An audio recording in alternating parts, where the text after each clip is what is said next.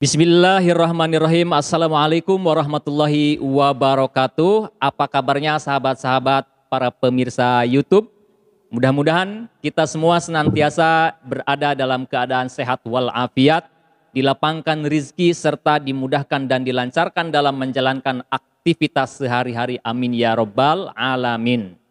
Alhamdulillah kita dapat berjumpa kembali di channel ASP TV, channel kebanggaan kita bersama saya Advokat Bung One. Insya Allah pada kesempatan kali ini kami akan kembali berbagi wawasan, berbagi sedikit pengetahuan terkait dengan masalah ataupun juga pengetahuan mengenai hukum.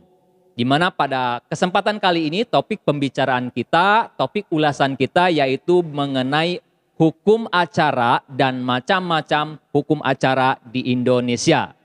Apa itu hukum acara? Kemudian apa saja macam-macam hukum acara yang ada di Indonesia? Oleh karena itu silahkan simak video ini sampai dengan selesai. Namun seperti biasa kami mengajak khususnya bagi pemirsa yang baru berkunjung ke channel ASP TV, silahkan untuk subscribe terlebih dahulu agar lebih banyak lagi pemirsa yang mendapatkan tambahan wawasan, tambahan edukasi seputar pengetahuan hukum. Silahkan subscribe channel ASP TV.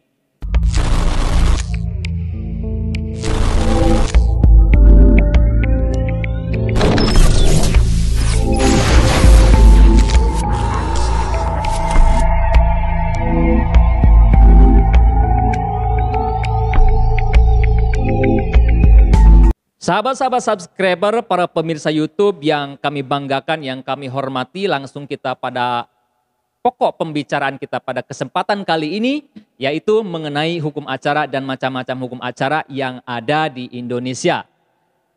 Materi ataupun juga kajian ini atau ulasan ini ya kami tujukan kepada rekan-rekan mahasiswa khususnya, ataupun juga bisa disimak oleh seluruh lapisan masyarakat yang ingin mendapatkan tambahan wawasan hukum ataupun juga tambahan edukasi hukum secara gratis dari channel ASP TV. Dan ulasan ini, materi yang kami sajikan, saya merujuk pada buku Politik Hukum dan Tata Hukum Indonesia, karangan Sunardi dan MJ Endang Sumyarni. Ya, itu rujukan sebagai referensi ilmiah terkait dengan ulasan yang saya sajikan pada kesempatan kali ini. Baik, terkait dengan hukum acara, ya, hukum acara biasa atau lebih familiar juga disebut dengan hukum formil. Ya, jadi hukum acara itu disebut juga dengan hukum formil. Apa itu hukum acara atau hukum formil? Yaitu keseluruhan peraturan hukum yang mengatur tentang bagaimana cara menegakkan hukum material apabila dilanggar. Itu adalah makna daripada hukum acara. Jadi keseluruhan peraturan hukum, ya, ada aturan-aturan hukum. Ya. Aturan hukum apa? Yaitu aturan hukum yang mengatur bagaimana cara menegakkan hukum material apabila hukum material itu dilanggar. Ya. Contoh misalkan dalam masalah atau hukum pidana. Di dalam KUHP disebutkan ya terkait dengan tindakan-tindakan yang dilarang. Misalkan contohnya pencurian. Ya. Ketika terjadi pencurian, maka hukum yang mengenai atau melarang terkait dengan pencurian dan ancaman sanksi pidananya harus ditegakkan. Nah, untuk menegakkan hukum material tersebut, ya, maka diperlukan yang namanya hukum acara. Di mana hukum acara ini khususnya digunakan di dalam lembaga pengadilan atau dalam persidangan. Nah, nanti di situ diatur bagaimana alur-alur persidangan. Apa saja prosesnya, apa saja tahapannya. Nah, itu adalah cakupan daripada hukum acara. Ya, itu teman-teman terkait dengan hukum formil atau hukum acara. Kemudian kita berlanjut kepada macam-macam hukum acara yang ada di Indonesia. Apa saja sih hukum acara yang ada di Indonesia? Yang pertama yaitu adalah hukum acara pidana. Nah, hukum acara pidana ini apa? Yaitu berfungsi untuk menegakkan hukum pidana material. Jadi hukum acara pidana itu berfungsi untuk menegakkan hukum pidana material. Seperti yang saya sebutkan tadi, misalkan undang-undang mengatur atau melarang suatu tindakan atau suatu perbuatan, kemudian perbuatan tersebut dilanggar oleh seseorang atau oleh warga negara. Ya, kemudian di dalam undang-undang tersebut disebutkan ancaman pidananya apa, ya, sanksinya apa saja. Nah, ketika hukum pidana material tersebut dilanggar, maka harus ditegakkan menggunakan hukum acara pidana, khususnya di dalam pengadilan atau dalam persidangan. Maka dibentuklah yang namanya hukum acara pidana yang mengatur bagaimana alur atau proses penyelesaian penegakan hukum material di pengadilan. Maka disusun prosesnya, misalkan dimulai dari pembacaan dakwaan, kemudian eksepsi bila ada eksepsi, kemudian putusan sela apabila ada eksepsi, pemeriksaan saksi, bukti, dan lain sebagainya. Itu adalah proses-proses penegakan hukum pidana material, dan itu disebut dengan hukum acara pidana. Nah, itu yang pertama, hukum acara pidana.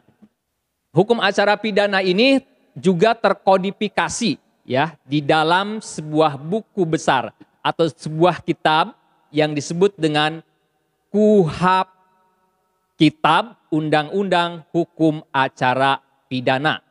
Ya, kalau hukum pidana materialnya misalkan KUHP ataupun juga undang-undang lain yang berkaitan dengan masalah pidana. Nah, untuk menegakkannya, aturan hukumnya dibentuk yang namanya KUHP, yaitu Kitab Undang-Undang Hukum Acara Pidana.